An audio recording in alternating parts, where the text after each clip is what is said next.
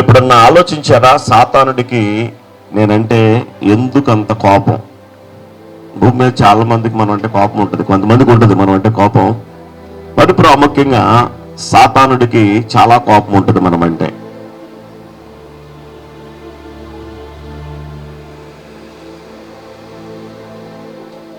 ఎందుకు అంత కోపము, ఎందుకు అంత పగ అంటే సాతానుడికి మనము మొదటిగా ఆయన స్వరూపములో చేయబడ్డాము అని చెప్పి దేవుని వాక్యంలో నుండి మనం ఒకసారి చూద్దామా? దేవుని వాక్యంలో నుండి కొన్ని విషయాలు, చాలా విషయాలు ఉన్నాయి వాడికి మనం అంటే చాలా విషయాలను బట్టి కోపము. అందులో కొన్ని విషయాలను మీకు రాత్రి వాక్యంలో నుండి తెలియజేస్తాను. చూడండి, ఆదికాండము 1వ అధ్యాయము 27వ వచనాన్ని ఒకసారి చూద్దాము. దేవుడు తన స్వరూపమందు నరుని సృజించెను, దేవుని స్వరూపమందు వారిని సృజించెను, స్త్రీని గాను పురుషుని గాను వారిని సృజించెను. చూడండి, దేవుడు తన స్వరూపములో మనల్ని చేసుకుని ఉన్నాడు. సాతానుడు దేవుణ్ణి ఏమీ చేయలేడు కాబట్టి ఆయన పిల్లలుగా చెబడిన మన మీద వాడు తన యొక్క కోపమును లేదా తన యొక్క కక్షను తీర్చుకోవడానికి ప్రయత్నం చేస్తూ ఉంటాడు. ప్రియమైనదులారా, ఆ ప్రక్రియలోనే ఆదాము అవలైన వారిని మోసపరిచి దేవుడు వారికి ఇచ్చిన అధికారమును, దేవుడు వారికి ఇచ్చిన ఆధిపత్యమును, దేవుడు వారికి ఇచ్చిన సమస్తమైన వాటిని కూడా మోసము చేసి వారి దగ్గర నుంచి దొంగిలించినట్లుగా కనబడుతూ ఉంటుంది. వారు ఆల్రెడీ దేవుని స్వరూపములో చేయబడ్డారు, కానీ సాతానుడు వారికి చెప్పిన మాట ఏంటంటే మీరు దేవతల్లాగా ఉంటారు అని చెప్పాడు. వాళ్ళు ఏమయ్యారంటే ఇంకేముంది దేవతల్లాగా అయిపోతామని చెప్పి దేవుడు చెప్పిన మాటను పక్కన పెట్టేసి సాతానుడు చెప్పిన మాటను వాళ్ళు వినడం ప్రారంభించారు. తద్వారా దేవుడు వారికి పక్షముగా, దేవుడు వారి పట్ల కలిగిన ప్రణాళికను వారు ఏం చేసుకున్నారంటే పోగొట్టుకున్నారు. కానీ దేవుడు వారు అలా అయిపోయారేంటని చెప్పి వారిని వదిలిపెట్టలేదు. కానీ అద్భుతమైన తన ప్రణాళికను బట్టి, అద్భుతమైన ఆయన యొక్క భవిష్యత్ కాలపు ప్రణాళికను బట్టి, దయను బట్టి ఆ కోల్పోయిన ఆ స్థితిని లేదా కోల్పోయిన వాటన్నిటిని కూడా దేవుడు ఏం చేశారంటే ప్రవక్తలను పంపిస్తూ, న్యాయాధిపతులను పంపిస్తూ, ఇలా రకరకాలుగా దేవుడు మానవుడితో సంబంధం కలిగి ఉండాలి అనే ఆ ప్రణాళికను ఆయన పలు విధాలుగా భూమి మీద తన ప్రజలతో కూడా ఉండటానికి ఆయన ఇష్టపడుతూ పలు రకాలైన ప్రయత్నాలు జరిగించుకుంటూ వచ్చాడు. అందులో భాగంగానే చివరిగా తన కుమారుడైన క్రీస్తును భూమి మీదకి పంపించాడు. హల్లెలూయా, హల్లెలూయా.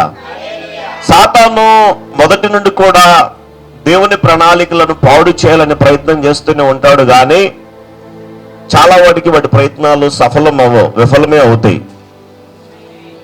హల్లెలూయా, దేవునికి స్తోత్రం.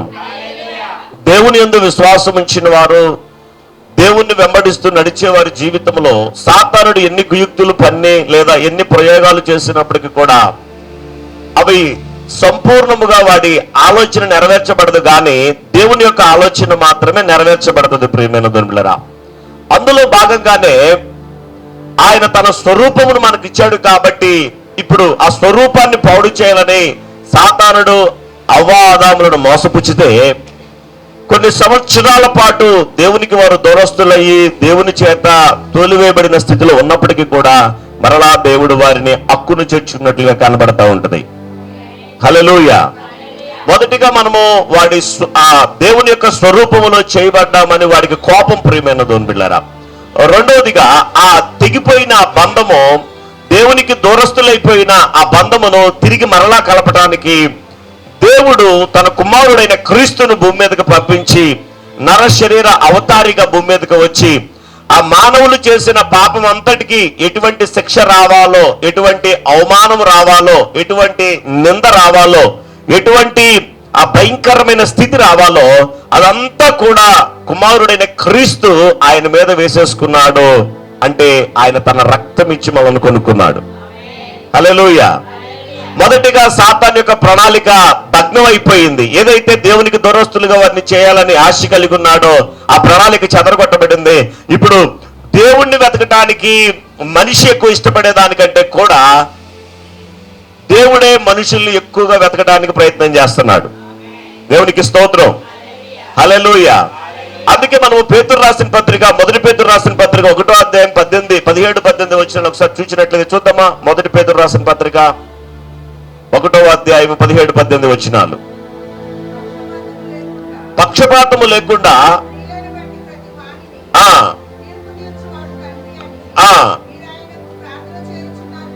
గనుక విడిచిపెట్టినట్లుగా చూడండి, మనమట వెండి బంగారముల వంటి అంటే నశించిపోయే వాటి చేత మనము సృజించబడలేదు లేదా కొనబడలేదు అని చెప్పి దేవుని వాక్యం సెలవిస్తుంది. చదువుతామా. మీరు క్షయమైన వస్తువుల చేత అంటే ఆ నశించిపోయే వాటి చేత మీరు విమోచింపబడలేదు గాని అమూల్యములను అత్యధికములనైనా చూడండి అమూల్యమైన రక్తము చేత అనగా చూడండి అనగా నిర్దోషమును నిష్కళంకమునకు దేవునికి మహిమ కలుగును గాక. హల్లెలూయా. ఏ రక్తమట?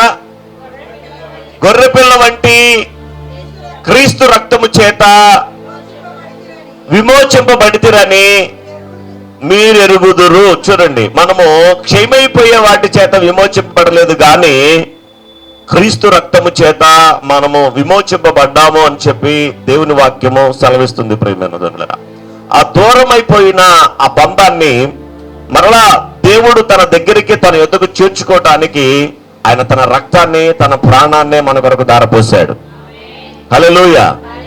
హల్లెలూయా. సాధారణంగా మానవులకి కోపం వస్తే, మనుషులకు కోపం వస్తే ఏం చేస్తారంటే ఆ కోపం ఉన్న వ్యక్తిని ఏం చేయలేకపోతే వాళ్ళకి కలిగిన ఆస్తులను ధ్వంసం చేయాలని చూస్తూ ఉంటారు, పాడు చేయాలని చూస్తూ ఉంటారు.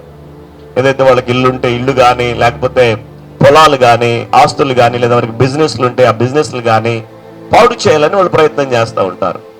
అలాగే సాతానుడు కూడా దేవుడిని ఏం చేయలేక ఆయన రక్తం ఇచ్చుకున్న మనలను పాడు చేయాలని, ఆయన చిత్తాన్ని జరిగించకుండా మనము మన సొంత ఉద్దేశాలలో నడవాలని లేదా స్వబుద్ధిని ఆధారము చేసుకుని బ్రతకాలని వాడు తన ప్రజలైన వారి పట్ల దేవుడు కలిగిన ప్రణాళికను పాడు చేయాలని వాడు ప్రయత్నం చేస్తూ ఉంటాడు. ఆయన మనను తన రక్తం ఇచ్చి కొనుక్కున్నాడు, ఆయన చిత్తాన్ని జరిగిస్తామని, ఆయన నామాన్ని మహిమపరుస్తామని, ఆయన యొక్క రాజ్యాన్ని భూమి మీద విస్తరింపజేస్తామని దేవుడు మనను నమ్మి ఆయన మనల్ని కొనుక్కున్నాడు.